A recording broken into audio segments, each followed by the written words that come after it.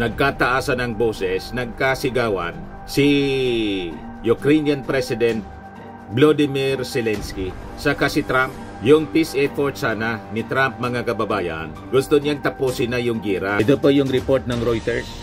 Ukrainian President Volodymyr Zelensky's meeting with US President Donald Trump ended in disaster after the two leaders traded verbal blows before the world's media at the White House. Yung grupo ni Zelensky, you have to leave niya. At hindi po yung nangyari. Yan o, sabi rito sa report ng Inquirer. President Donald Trump berated Ukrainian President Volodymyr Zelensky for being disrespectful Friday in an extraordinary Oval Office meeting. Nagbabagang mga balita at pagtalakay sa mga isyu ng lipunan. Bulsa! Opinyon, banat at paglalantad sa katotohanan. Bulsa! What you see is what you get. You decide. Mainit ang mundo, mga kababayan. Pinalayas ni Trump si Zelensky sa Oval Office. Uwi ka na niya.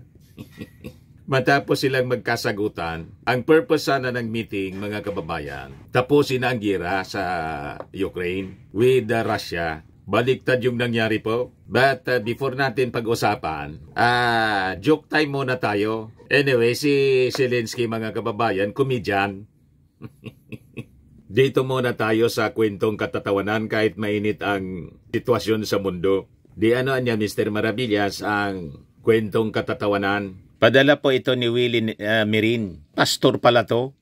Yan o, Senior Pastor of Assembly of Almighty God.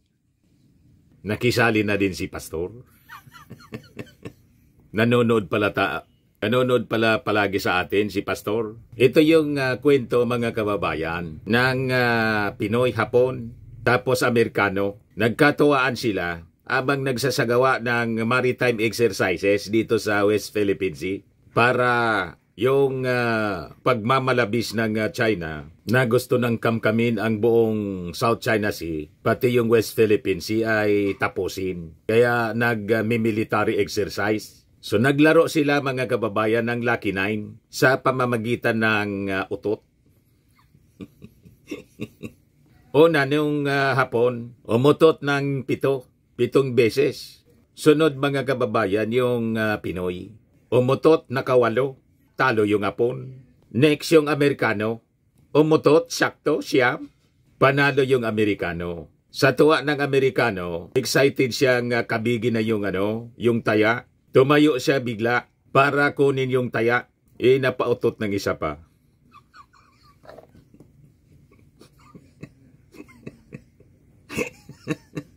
Siyam na sana. Panalo na sana yung Amerikano, siyam. Umutot pa ng isa, nang tumayo. May naiipit pa pala. Buklo. 10, panalo pa rin yung Pinoy. O, diba? Magaling talaga po ang Pinoy. Mabuhay ang Pilipino. Mabuhay ang bagong Filipino. Mabuhay ang bagong Pilipinas. Ayos pa. Matik, 200 pesos. Pastor, padala mo yung GCash number mo po. O ito na, kasali ka na sa monthly raffle natin. 5,000 yung price. Pasok na natin dito. Marami na rin, O, diba? Grand prize sa December, 10,000 and other prizes. So, yung mga kababayan nanonood sa atin, hindi pa kayo nakasubscribe dito sa ating YouTube channel, click subscribe muna po. Like and share na rin po ninyo and hit the notification bell para lagi po kayong updated sa mga kaganapan dito sa ating bansa at sa buong mundo. Tulad nito, mga kababayan, nagkataasan ng boses, nagkasigawan si Ukrainian President Volodymyr Zelensky saka si Trump. Yung peace effort sana ni Trump, mga kababayan, gusto niyang tapusin na yung gira kasi milyon-milyon ng nadidisplace na mga mamamayan ng Ukraine at umabot na po sa 40,000 plus ang mga namamatay sa mga sundalo ng Ukraine and officers. Kaya lang, mga kababayan, yung meeting ni Zelensky at saka ni Trump sa Oval Office, sabi nga dito sa report ng Reuters, ended in disaster. Nagkasigawan po. And afterwards, tinapos ni Trump yung pag-uusap nila kasi nagkainitan po. Pinalayas ni Trump si Zelensky. Ito po yung report ng Reuters. Ukrainian President Volodymyr Zelensky's meeting with US President Donald Trump ended in disaster after the two leaders traded verbal blows before the world's media at the White House over the war with Russia. Zelensky leaves White House without signing minerals deal. Yan po, mga kababayan, pinalayas po. Pinalayas ni Trump for being disrespectful anya to the American people. Hindi na po pinakain. Nagre-ready na sana ng lunch, mga kababayan, para sa mga visiting officials ng Ukraine. Sa pangunguna ni Zelensky, in-advise na ng staff yung grupo ni Zelensky, you have to leave anya. At hindi po yung nangyari. Yan sabi rito sa report ng Inquirer. President Donald Trump berated Ukrainian President Volodymyr Zelensky for being disrespectful Friday in an extraordinary Oval Office meeting, then abruptly called off the signing of a minerals deal with the US that Trump said would have moved Ukraine closer to ending its war with Russia. Sabi diyan, the astonishing turn of events could scramble international affairs in Europe and around the globe. During his visit with Trump, Zelensky had planned to sign the deal allowing the US greater access to Ukraine's rare earth minerals, then hold a joint news conference. Instead, Ukraine's leader left the White House shortly after Trump shouted at him, showing open disdain. Untouched salad plates and other lunch items were being packed up outside the cabinet room where the lunch between Trump and Zelensky and the delegation was supposed to have taken place. Hindi na po pinakain? Matindi? Di Mr. Maravillas, yung masasabi mo dyan? Medyo masama yung nangyari kasi. Tumaas ng boses itong si Volodymyr Zelensky. Kaya nga, ang tawag ni ang dating kay Trump siyempre, disrespectful yung Ukrainian leader. Ngayon, yung mga DDS na naman po, ginagamit naman itong issue, kaya pinag-uusapan natin. Sabi ng mga DDS, ito anya mangyayari kay PBBM pag nag-usap anya with Trump. Ganon katindi. Pati ito mga kababayan, ginagamit nila para siraan yung ating Pangulong Bongbong Marcos. Hindi man po arugante yung ating Pangulo pag nakikipag-usap po sa mga world leaders. May magandang ugali po ang ating Pangulo. Hindi po tulad ni Digong na pati si Barack Obama minura, pati yung Santo Papa pinagmumura kasi nakaistorbo daw sa kanyang na traffic siya. You see, wala man pong magaspang na ugali yung ating Pangulong Bongbong Marcos para sabihin ninyo na ito'y pwedeng mangyari pag nagkausap yung ating Pangulo with Trump. Baka kung si Inday ang maging Pangulo, yun ang mangyari.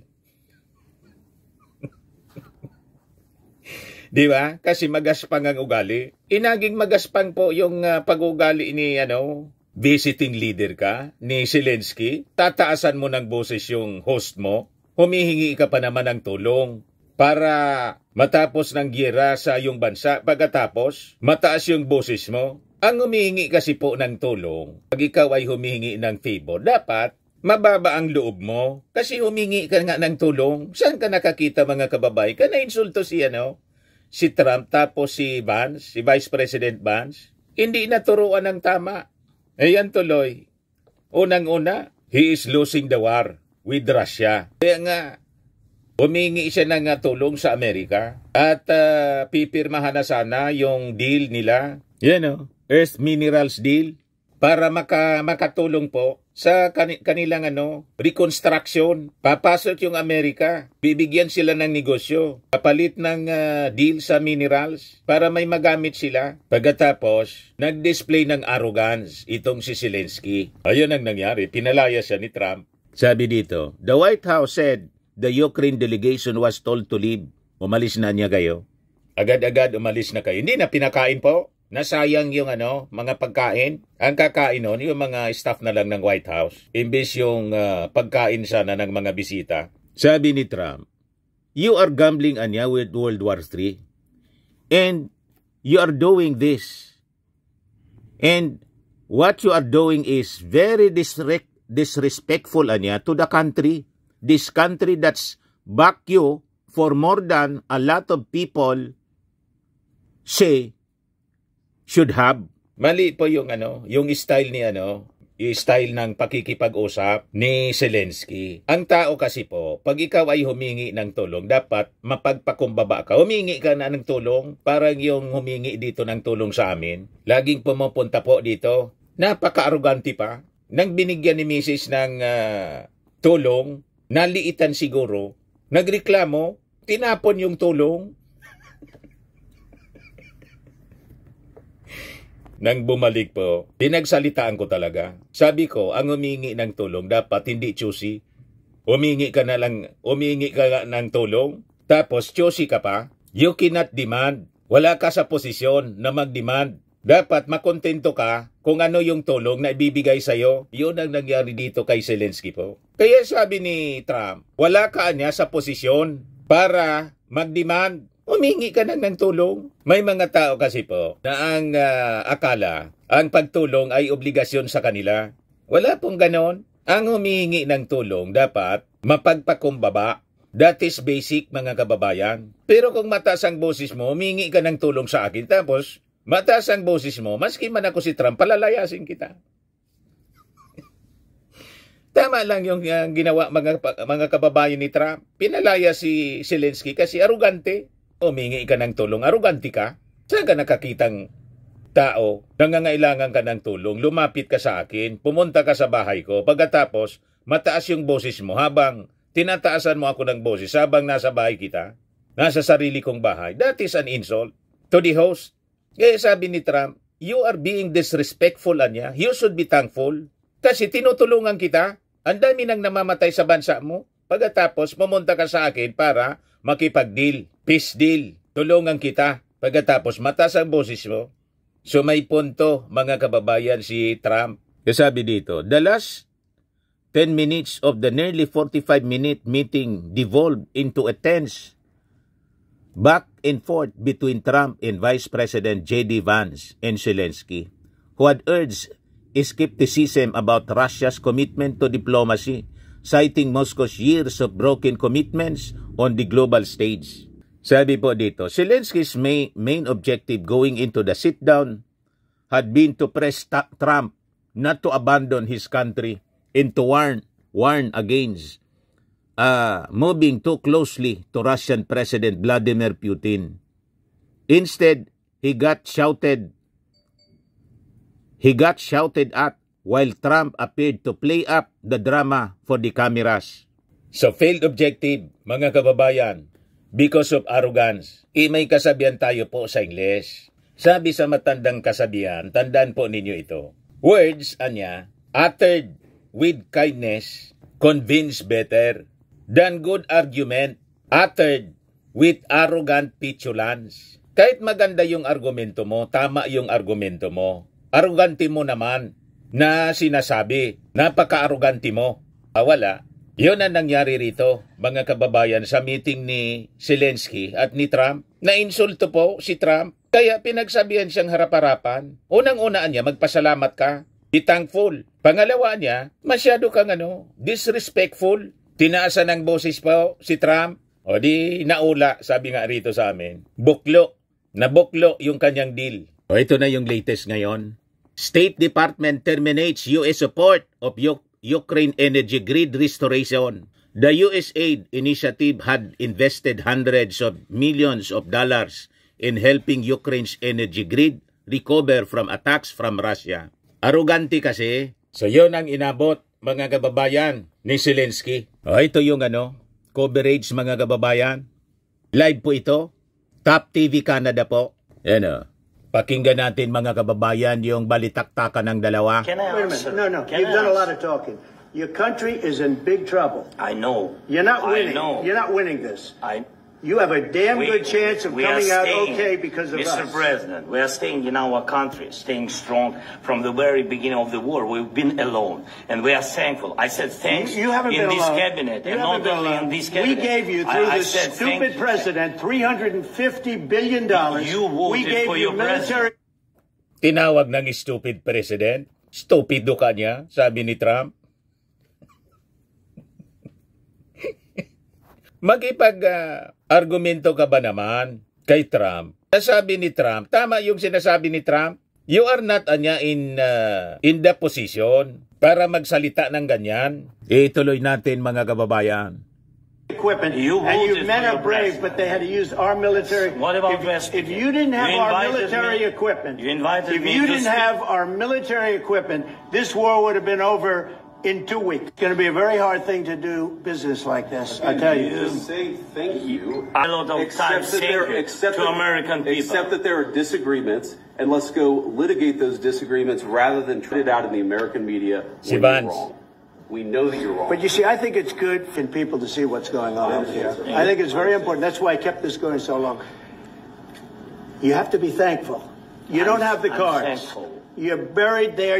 Your people are I dying. can tell You should be thankful niya. And remember, you don't have the cards. Ang ibig sabihin ni Trump, wala kanyang upper hand dito sa laban na to. At you have to remember na yung mga armas na ginagamit ninyo sa girang yan, galing sa amin. Military aid ng Amerika. So dapat maging thankful ka at marami na anyang namamatay ngayon. Kaya dapat makinig ka sa akin. Tapusan niya natin ito. You have to negotiate peace with Russia. Ayaw po niya, Ayaw po ni Zelensky. Kaya sabi ni Trump, gusto mo yatang kalad ka rin. Kalad ka rin ito patungo sa World War III. Yan ang punto po ni Trump. Balikan natin ang balitaktakan. You're Again, running I low on know. soldiers. Don't- Listen, please, you're running Mr. low on President. soldiers. It would be a damn good thing. Mr. And President. then you tell us, I don't want a ceasefire. I don't want a ceasefire. I want to go, and I wanted this. Look, you could get a ceasefire right now. I tell you, you take it so the bullets stop flying and your men stop getting killed. Of course, we want to stop the war. But you're saying you don't want a ceasefire. But I said to you, I want a ceasefire. with guarantees. Because you'll get a ceasefire faster. I'm talking about the kind of diplomacy that's going to end the destruction of your country. Yes, but if you are not strong... Mr. President, with respect, I think it's disrespectful for you to come into the Oval Office in front of the American media. Right now, you guys are going around and forcing conscripts to the front lines because you have manpower problems. You should be thanking the president for trying to bring an end to this conflict. Have you ever been to Ukraine that you say what problems we have? I have been. Once. I've actually watched and seen the stories, and I know what happens is you bring them on a propaganda tour, Mr. President. Do you disagree that you've had problems bringing people? We have problems. And do you think that it's respectful I will answer. to come to the Oval Office of I will the United answer. States of America and attack the administration that is trying to prevent the destruction of your country? A lot of questions. Let's start from the beginning. Sure. First of all, during the war, Sabi ni Vice President Vance, you attack niya the administration. Sige ka sinaldan nito. Biniblame yung Amerika kasi hindi daw sila tinutulungan ng maayos. Umingi ka ng tulong tapos you attack your friend na hinihingian mo ng tulong. Yung bansa na hinihingian mo ng tulong, inaatake mo. Saan ka pulutin yan? Pag ikaw hingi ng tulong, dapat walang marinig sa yung masama. Humingi ka nga ng tulong. Pagkatapos, may mga naririnig na masasama na lumalabas sa iyong bibig. Paano kayang tutulungan? Marami ako niyan mga kababayan na kilala dito sa paligid. Humingi na ng tulong, masama pa ang ugali. O di ba? Pero nagalit po yung Europe as if sila tumutulong. Hindi man inabandon ninyo, lahat man lang daldal kayo diyan sa Europe. Sabi ninyo, isasama na ninyo sa NATO si Volodymyr Zelensky, yung Ukraine. Nag-apply na po, hindi man ninyo ina-approve. Pinopolitika ninyo kasi takot din kayo na baka lusubin ang buong Europe ng Russia. You're playing politics.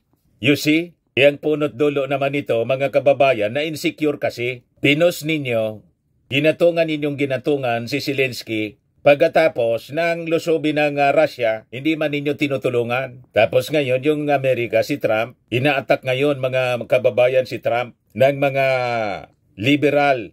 Kung hindi pa natin alam, mga kababayan, ang agenda ng mga liberals ng mundo. Sila ang nasa likod ng the New World Order. And remember, Europe is the rising power in a seat of the future Antichrist. Yan po ang seat of the Antichrist po.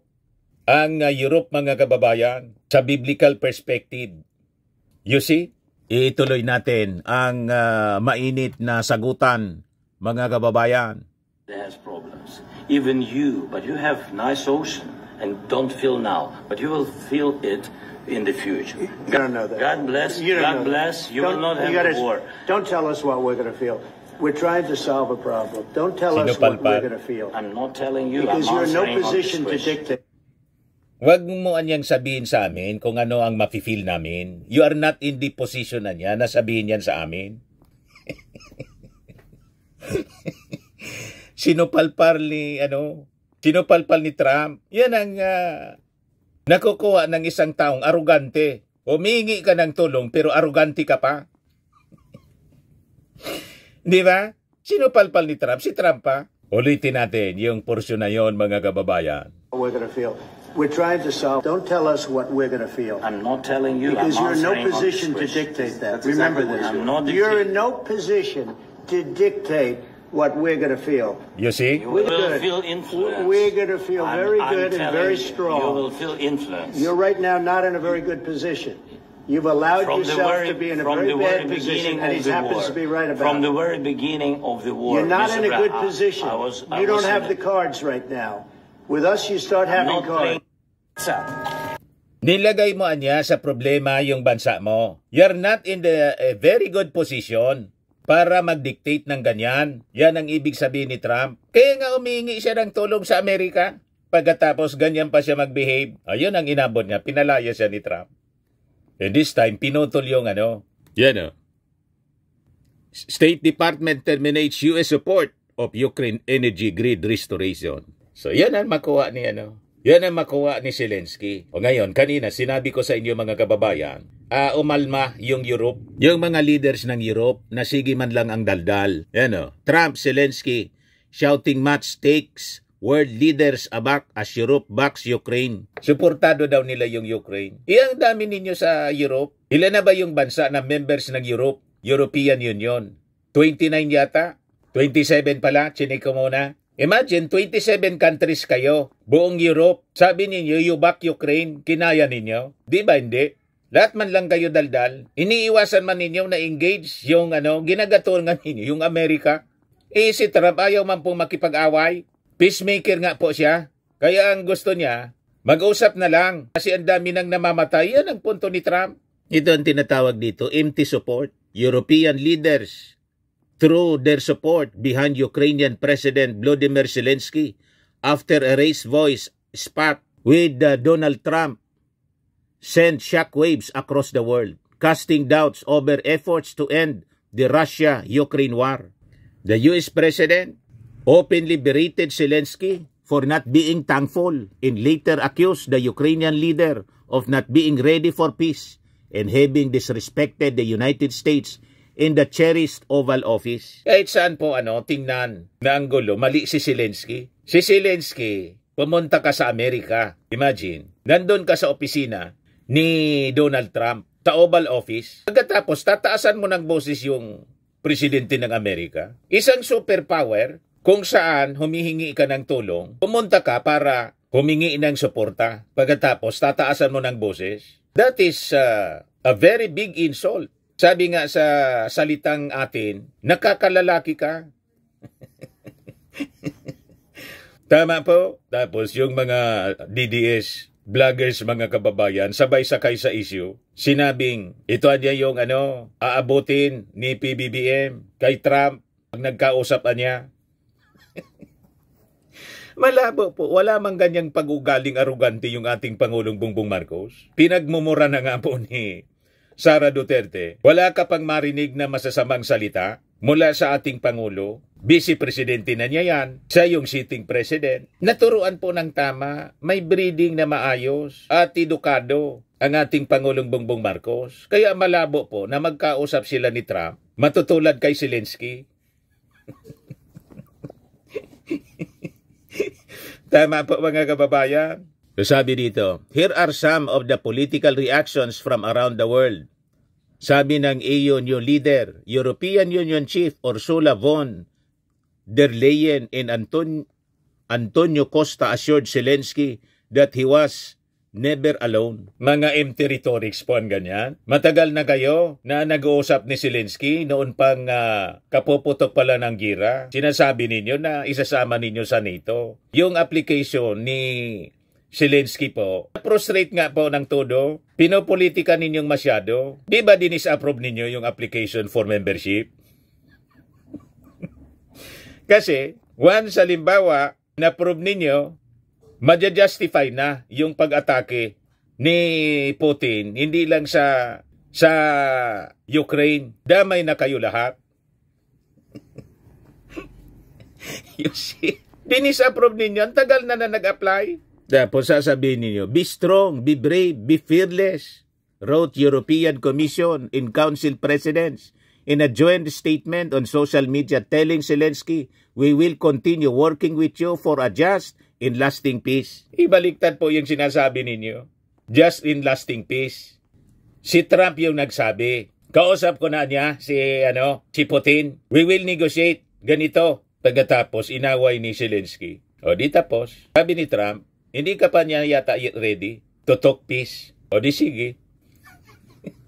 Tapos yung Europe, sasabihin ng mga European leaders na nasa likod sila. Tama, nasa likod nga kayo. Ang nakaprintera lang si Zelensky at yung bansa niya. O yun, durog na. Kasi lagi lang kayong nasa likod, wala mang ginagawa. You see? Yan o. Sabi ni French President Emmanuel Macron, Russia was the aggressor in the Ukraine war. There is an aggressor which is Russia. There is an aggressed people which is Ukraine. Macron told journalists, adding, we were all right to help Ukraine and sanction Russia 3 years ago and to continue to do so. Anong epekto? O di ba nadurog yung Ukraine? Ibinuyo ninyo yung Ukraine sa gira with Russia. Pagkatapos, wala man kayong binibigay na buong suporta. Lahat lang laway.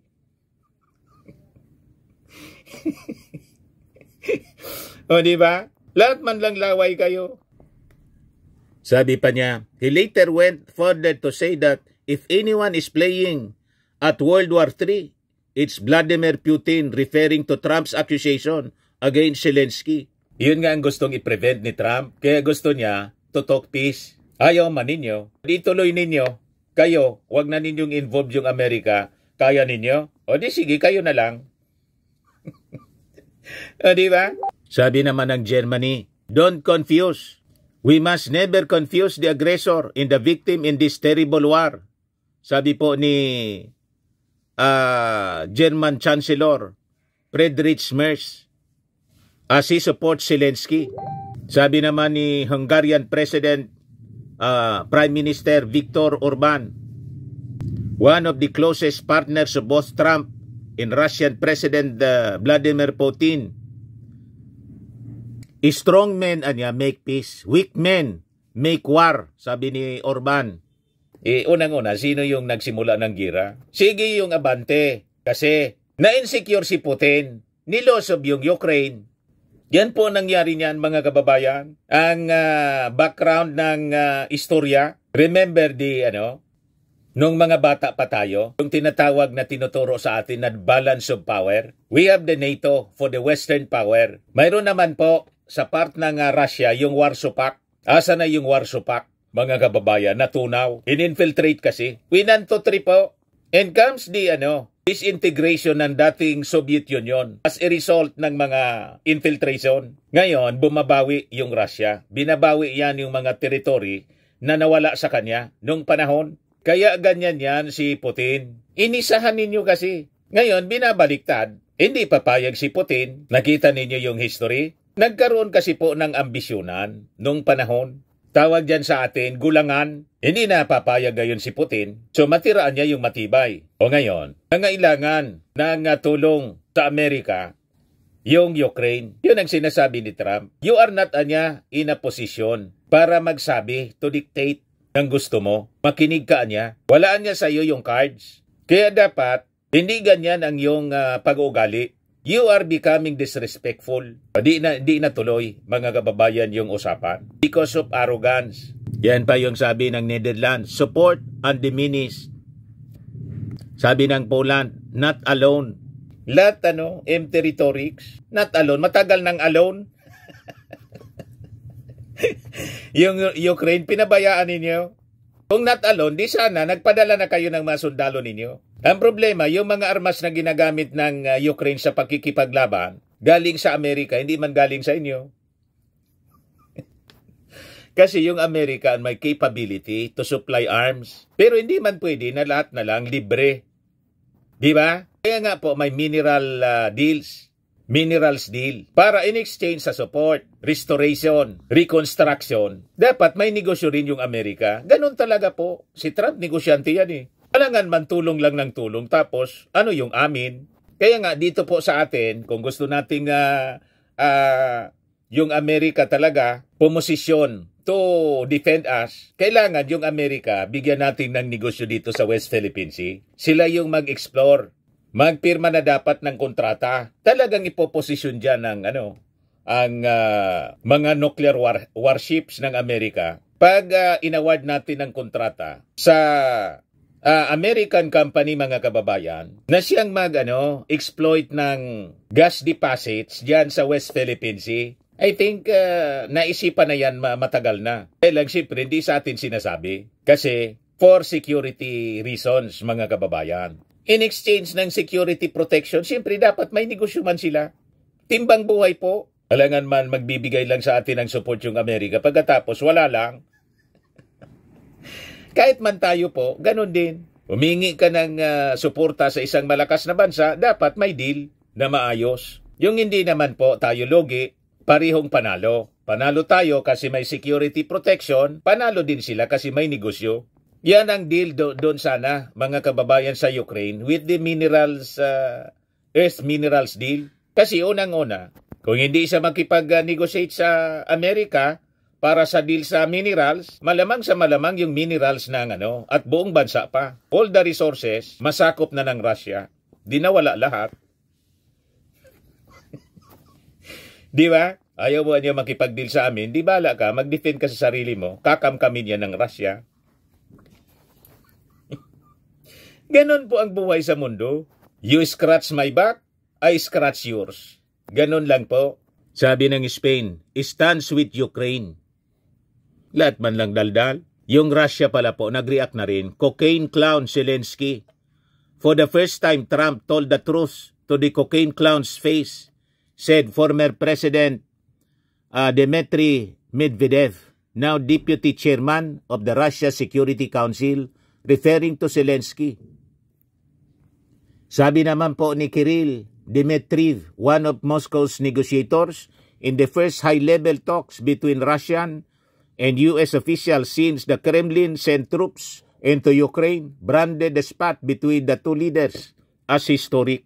Sabi ng UK, unwavering support daw. Daldal man lang.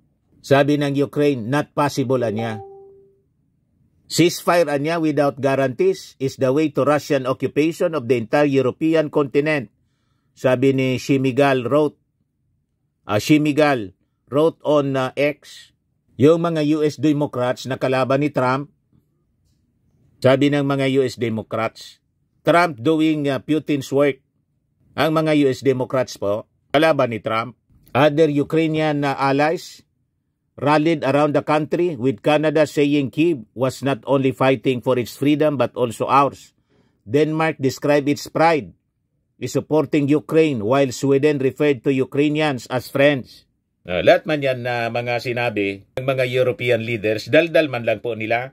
Walang laman, walang muscle, mga kababayan. Lahat lang hangin.